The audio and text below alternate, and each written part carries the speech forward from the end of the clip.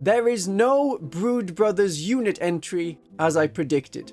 So this squad from Kill Team is just a Cadian squad attached to the army with the Brood Brothers rule. One detachment is called the Brood Brothers Auxilia. I think you can guess that the theme is the Hive Cult. This one detachment is where you get your Brood Brothers. I had been assuming from this that you can still have 25% of your army as Brood Brothers, but in this detachment there would be a second detachment rule that boosts it to go to 50%. That is not correct, and a line from the previous Warhammer Community article from the 2nd of July makes more sense now.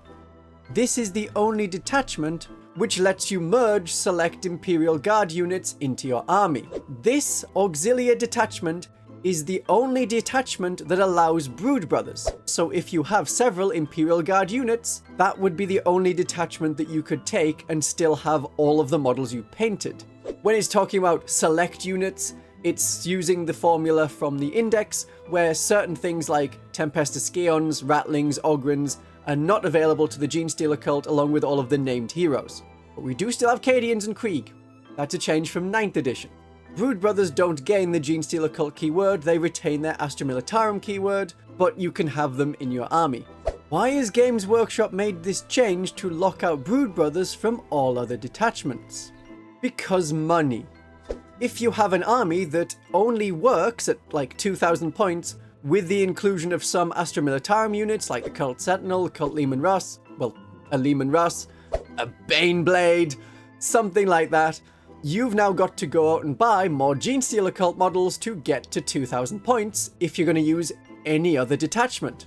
This is a bad thing. A better way to run it would have been to allow 25% Brood Brothers across the faction or even 50% Brood Brothers throughout the army, but this one detachment gives you bonuses to those Astra Militarum units.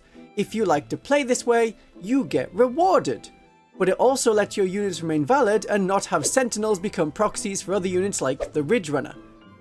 This would mean more money for Games Workshop, because now all of your armies, regardless of detachment, can take the really cool new thing for the Brood Brothers when it comes out. I'm saying Brood Brothers, I mean the Imperial Guard, the Astra Militarum, when they get a new codex. Don't say it. Don't say it's going to be at the end of the edition. No. Shush.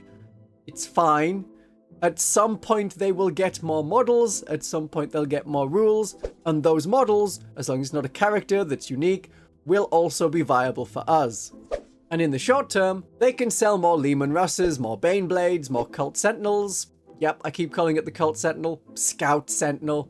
I'm used to 8th edition Brood Brothers, where it was set units within the codex. But now we have the difficulty of players with a small number of Astra Militarum units now having to sell them, box them up, or run this detachment sub-optimally. Or you claim that some of your neophytes are Cadians or an infantry squad, something like that. The detachment rule requires Astra Militarum to work well, and it gives you something similar to the friendship mechanic of the Tau. Though it's described in the article as the professional soldiers supporting their cultist allies, the rule is very much the reverse. The Genestealer cult cultists shoot better, and the Brood Brothers are the support, as it should be. So each time an Astra Militarum unit from your army is selected to shoot, they can, much like a Sentinel, select one enemy unit within 18 inches of and visible to them. Less good for mortar teams and basilisks. That becomes the only unit that the Astra Militarum unit can target, and it gets the overlapping fire ability. While an enemy unit is caught in overlapping fire, each time a Genestealer cult's model from your army targets that enemy unit, they get +1 to hit. So you're going to need both kinds, Brood Brothers and regular Genestealer cultists, to make it work. So going for, if not 50% of your points, having 50% of your units from Astra Militarum will help. You want small units that add a little something, so mortar heavy weapon teams or heavy weapon teams forget the mortars, because you need line of sight, they will be able to add this ability to enemy units, but if you're going to do that, they have to be within 18 inches. Their guns are such long range that you don't want to be within 18 inches. But you could add Astra Militarum units that already add a debuff to the enemy. You would have to move it out so it's got line of sight, but a Basilisk to slow down the enemy and give that +1 to hit, or the best choice perhaps, the Hellhound to remove cover from the enemy unit and give you +1 to hit. Then, if it is cheap and it has a gun, that is a good Imperial Guard unit to include. They don't need to hurt the enemy much, they just need to add on this overlapping fire. A further restriction is that it will only affect Genestealer cult shooting attacks. So your Pure Strain Genestealers and your Aberrants are not going to get a benefit. So we pick Genestealer cult units who enjoy shooting. Acolytes with demolition charges. They will hit on a 4+ instead of a 5+. Very useful. Neophytes firing a lot of shots, which can already be made much better with a Ridge Runner, is beneficial. Now they hit on a 3+ and have -1 armor penetration. But we lose out on the Ascension Day Detachment rule and this useful stratagem to boost it to -2 AP. And that's assuming that these rules remain the same in the codex. We know 3 of the 6 stratagems in this Brood Brothers Auxiliary detachment, 2 of them first and then the pros and cons of the detachment. In the Shadow of Iron, lets you replace a cult ambush marker that was removed. This allows you to send an enemy on a wild goose chase to remove one of your markers, which then puts them out of position before you return your unit near a friendly vehicle. It could be the Cyclops demolition tank. It relies on having a tank that has no enemies nearby and also is a place where you want the cult ambush marker. If you don't want the cult ambush marker there, there's no point using the stratagem. There is already a better version of this in the Acolyte Icon Ward. Assuming their rules don't change, we can replace a marker anywhere on the board once per game. No command point cost, but very few people use him. Shout out in the comments if you take this character and why it is useful to you. Maybe it's the 5+ Feel No Pain. Acceptable Losses is a stratagem that I see being something of a use very rarely. So you're on an objective, your neophytes are in combat, you need that objective, and you have guns on one Astra Militarum unit to kill the enemy. What you normally do doesn't cost 2 command points. You fall back. Maybe a couple of cultists die as they have to fall back through the enemy, but then you're free to attack the enemy unit with all of the units in your army. If you're thinking, whoa, hang on, what if it isn't neophytes? What about combat acolytes or metamorphs or aberrants? Aberrants should be able to take the hits. Metamorphs fight on death. Acolytes can have a locust to fight first and kill the enemy before the acolytes die. 2 command points for 1 unit to shoot? It had better be a Baneblade sized tank if you're going to be using this stratagem at all. The benefits of this detachment, if we can call it a benefit, it's the only place we can use our Astra Militarum allies. Our only allies since Tyranids can't join us in this edition. Big guns are what we're lacking, so artillery and tanks with heavy firepower can help the cult a lot by countering our shortcomings. Several small units of Cadians, their lasguns being able to provide this bonus from the detachment, and their sticky objectives to hold objectives, will be of some benefit. But the drawbacks are so much more. You need to do something with one unit to benefit another.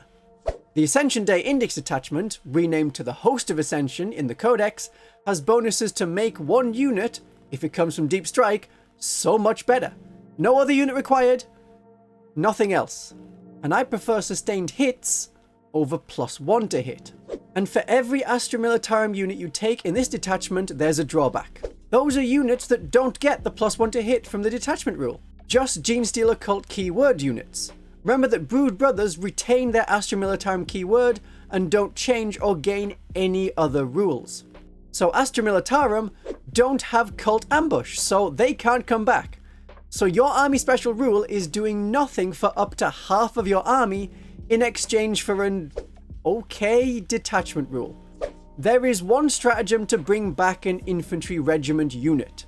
So unlike the reinforcement strategy of the Imperial Guard, you can't use this on a Scout Sentinel. However, it isn't automatic. It's Cult Ambush on a 3+. You may spend the command point and then fail to return those 20 infantrymen. They're gone. You know what else comes back on a 3+ and is 20 infantry? Neophytes. And as long as the army rule doesn't change too much, they come back on a 3+ if they die in the first or second battle round as a standard rule for them. There may be more benefits that I'm not seeing right now, but my first response is that this is one of the weaker detachments in the codex. Hopefully the others are better. I now don't know if I want to paint the Lehman Russ I have in sub-assemblies. Maybe I'll just paint it for my Imperial Guard army. Maybe. I will try this detachment when we have the full codex, but having the only place to run my Shadow Sword being in this detachment is a bit upsetting. Other army detachments let you run other units. Yes, there is a Kroot detachment with bonuses for Kroot, but the Tau Codex doesn't block your Kroot units from being in other detachments. So if you want to run this detachment, more power to you and your Hive Cult. But to get the most out of your Imperial Guard units, I have a video to help you pick which units to include in your Genestealer Cult army. Part of my video on how to win with the Genestealer Cult includes an updated version of this.